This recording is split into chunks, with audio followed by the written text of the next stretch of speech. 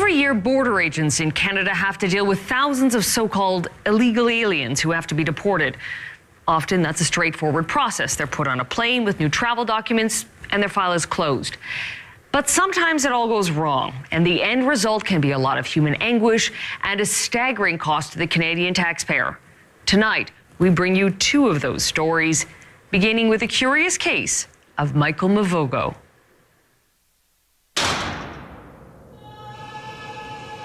In a poorly heated cell, the days pass slowly for Michael Mavogo.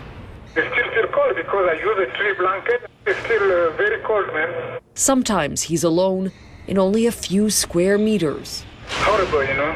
Then you only have to talk to the walls, you know. But every day, the same routine begins with the Bible. When I wake up in the morning, you know, I preach the gospel to the guys, you know. So I would like to do that in Africa. But I believe that everything will be, you know, depends on the Lord.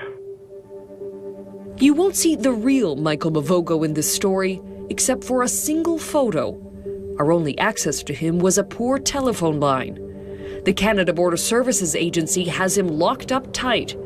It's been that way for nearly 8.5 years. That's longer than some people convicted of homicide. He's trapped by a system that is flawed, deeply flawed. McDonald Scott is Michael's immigration consultant.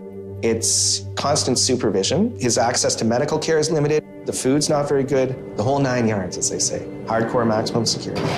Maximum security with no parole for holding $10 worth of cocaine and carrying a false U.S. passport.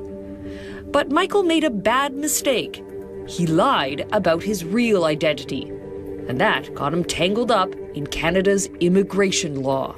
He's inadmissible to Canada and therefore under a removal order. So essentially he's been held for 8 years for breaching administrative law, the equivalent of a parking ticket. Michael is not alone. Across Canada, there are 325 inadmissible men and women in detention awaiting deportation. Most are kept in jail cells treated like common criminals because they're considered flight risks. 66 have been held longer than a year, waiting until another country agrees to accept them.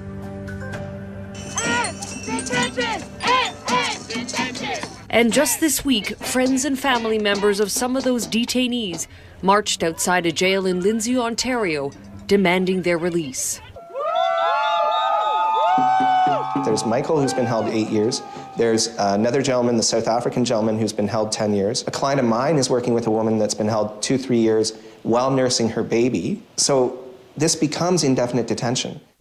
The Canada Border Services Agency, or CBSA, says detention is a last resort, meant to safeguard the border. But some say the agency goes too far. We are violating the rights of Michael by indefinite detention.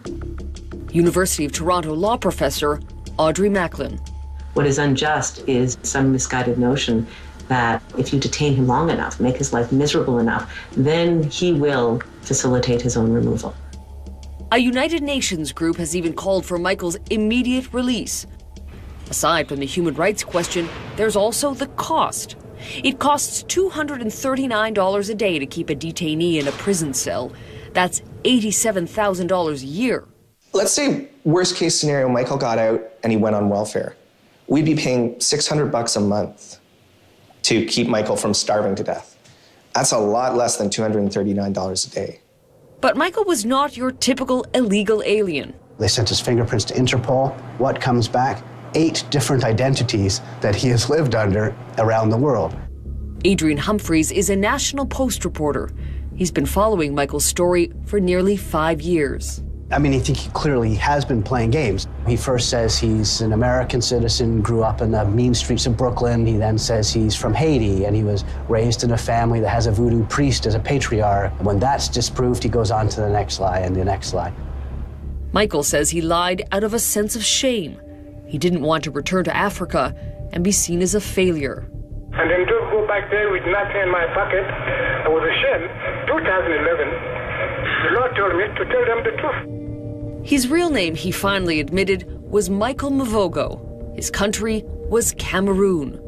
To prove it, he filled out a questionnaire with details about his early life.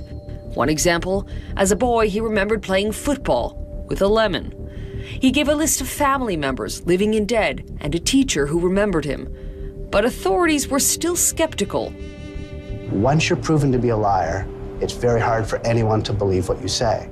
A recent immigration board ruling said Michael has engaged in identity fraud for 28 years, and that his latest claim cannot be accepted at face value. In any case, the government of Cameroon said they didn't want him either.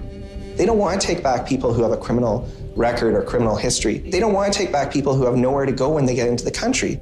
It was at this point that Michael's story took a bizarre turn. The case fell into the lap of CBSA officer Reg Williams, a case that would cost him his position. My job as the director was investigating inadmissible people in Toronto. Williams is not in Canada, so once again, all you will hear is a voice on a long-distance line. Here's what he said happened to Michael. In late 2011, there was intense pressure from CBSA headquarters to get Michael out of Canada at all costs. There was conference calls, there were weekly updates, constant inquiries to what's going on. I could not help but feel that there was a request saying, move this along, don't sit on this case. For help, Williams turned to a mysterious figure, a Serbian fixer named Ivan Simic. Mr. Simic was a slick guy, smooth talker, goes to many embassy and consular functions across the world. I trusted him. He had a good rapport with Mr. Mavogo, and that was the key. Simic arranged a travel document for Michael using a contact in Guinea, one of the world's most corrupt governments. The price for the document? $5,000. Typically, a foreign travel document could cost from $35 to $200. So already the alarm bells would have been ringing that this was a highly unorthodox, unusual circumstance. But Williams says it didn't bother Ottawa. Headquarters didn't blink an eye when the cost was mentioned. And then I received an email saying, quote, you're good to go on this one, unquote. And that was my green light to proceed. So in December 2011, two CBSA agents pulled Michael Mavogo out of detention, put him on a plane, and promised him $3,000 in resettlement money. They flew to Conakry, the capital of Guinea, with a stopover in Paris to collect the fixer, Ivan Simic. By one estimate, the whole trip cost the Canadian taxpayer around $30,000. But it all turned into a fiasco. When they arrived, there was no foreign official there to meet them. No one, in fact, seemed to know what was going on. And according to my CBSA sources, Ivan Simic disappeared. The police commissioner at the airport in Conakry refused to accept Michael's travel papers, and that caused a standoff. It got so tense, in fact, that the Canada Border Services Agency guards feared they were going to be arrested. They were secretly deleting messages from their BlackBerries, messages that they thought would be sensitive and inflammatory if the Guinea authorities seized them and read them. It was a fiasco in retrospect. We may have been duped. I may have been duped. My superiors were advised that this is a risky proposition. And yes, you could characterize it as a little bit of a scam. Scam or not, Williams says it cost him his position. He was removed as director and reassigned, but he chose to retire. You can call it throwing me under the bus. I would call it a public hanging. MacDonald Scott says that because of incidents like this, Canada needs to take a hard look at its detention policies. We need to do what other countries have done and say, look, there's a reasonable period we can hold someone to remove them. If we can't, we release them, we keep track of them. If eventually in the future we get a travel document, we go, we get them, we put them on the plane, we send them out. As for Michael, he says he's paid enough for his lies and petty crimes. In Canada, so why they don't comply with those human rights? Even third world countries don't keep people for years. But until the CBSA can confirm his identity and find a country willing to take him, Michael will remain in lockup and Canadians will continue to pay.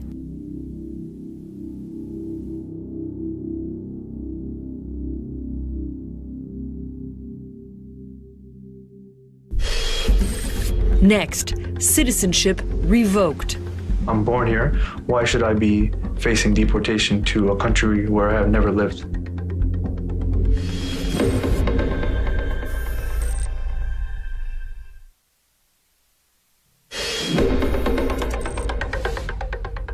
In his Ontario jail cell, Michael Mavogo awaits his removal from Canada. But not everybody marked for deportation is behind bars. I have lived in Canada my whole life.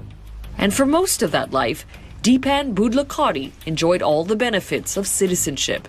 It was all he knew, all he ever wanted. But then suddenly, it all came crashing down. The Conservative government have stripped away my identity to being nothing, absolutely nothing. You're a nobody in nowhere in the world. Today, Deepan can't vote, can't travel, can't get free health care. And Canada wants to deport him to India, a country he's never seen. I'm born here. Why should I be facing deportation to a country where I have never lived? It's a question Deepan asks himself every day, as does his lawyer, Yavar Hamid. Deepan's case tells us that no one is really secure from the state delving back into one's past to find that loophole where they can say, well, maybe you never belonged here in the first place. The Canadian government found that loophole while Deepan was serving a 3.5-year prison sentence. His crime? Selling a rifle and some cocaine to an undercover cop. Yes, I committed a crime. I pay my debt to society, but yet I'm getting punished again for the same offense. And this punishment would be a lot worse. Deepan was stripped of his passport, his social insurance number, and his health card. The fact that he was born in Ontario made no difference. If you give someone a Canadian passport and they believe that they're a Canadian citizen for 21 years of their life, and then poof, they just say, you're no longer a Canadian citizen and you have a passport in air, I find that completely ridiculous. I'm born here, this is my birthright. Not so, said the Canadian government. The Citizenship Department said that when Deepan was born in 1989, his parents were working for the Indian High Commission in Ottawa. There's a provision under the Citizenship Act is that if your parents have worked for a High Commission or an embassy, the child is considered a diplomatic child, therefore they're not considered a child of that state where they're born in. His brother David is a Canadian, so are his mother and father, proud of their passports. Though they can't express it in English, they're baffled by the government's effort to deport their firstborn son. This is not Guantanamo Bay in Canada. This is a country with rights and the rule of law for a person who has been connected here all of their life.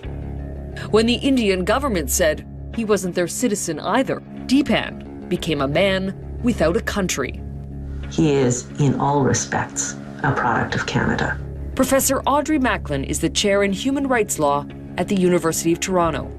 The government's apparent relentless attempt to remove him from Canada speaks to a kind of vindictiveness and targeting of people that all Canadians should be concerned about. Still, last September, a federal court judge upheld the government's action.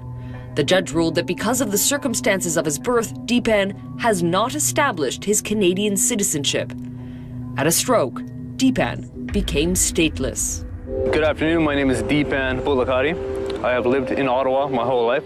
There's one right Deepan hasn't lost, the right to fight back. On YouTube and on hundreds of posters, he demands his Canadian citizenship.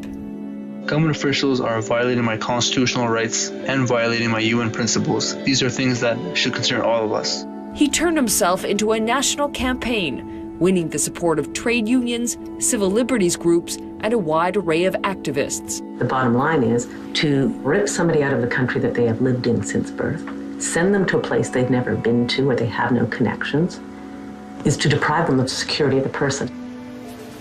But Deepan hasn't lost faith in Canada or its system of justice. He's continuing his legal fight to work, get health care, and ultimately regain his citizenship. What does it mean to be Canadian? Well, me to be Canadian is to go outside, freely to go work, go skating, watch a hockey game, not worrying that I gotta watch over my shoulder, just live a normal, enjoyable life instead of a constant, stressful life.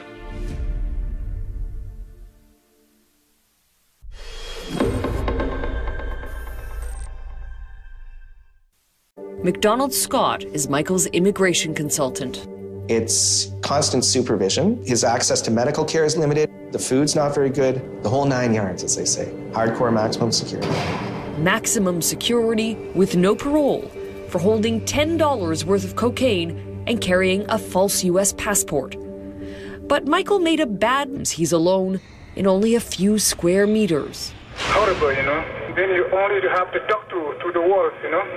But every day, the same routine begins with the Bible. When I wake up in the morning, you know, I preach the gospel to the guys, you know. So I would like to do that in Africa. But I believe that everything will be, you know, depends on the Lord. You won't see the real Michael Mavogo in this story, except for a single photo. Our only access to him was a poor telephone line. The Canada Border Services Agency has him locked up tight. It's been that way for nearly 8.5 years. That's longer than some people convicted of homicide. He's trapped by a system that is flawed, deeply flawed. Staggering cost to the Canadian taxpayer. Tonight, we bring you 2 of those stories, beginning with a curious case of Michael Mavogo.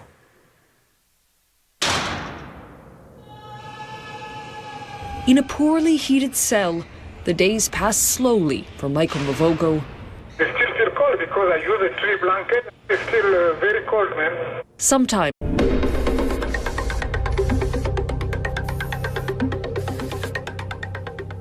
Every year, border agents in Canada have to deal with thousands of so-called illegal aliens who have to be deported. Often, that's a straightforward process. They're put on a plane with new travel documents, and their file is closed. But sometimes it all goes wrong, and the end result can be a lot of human anguish and a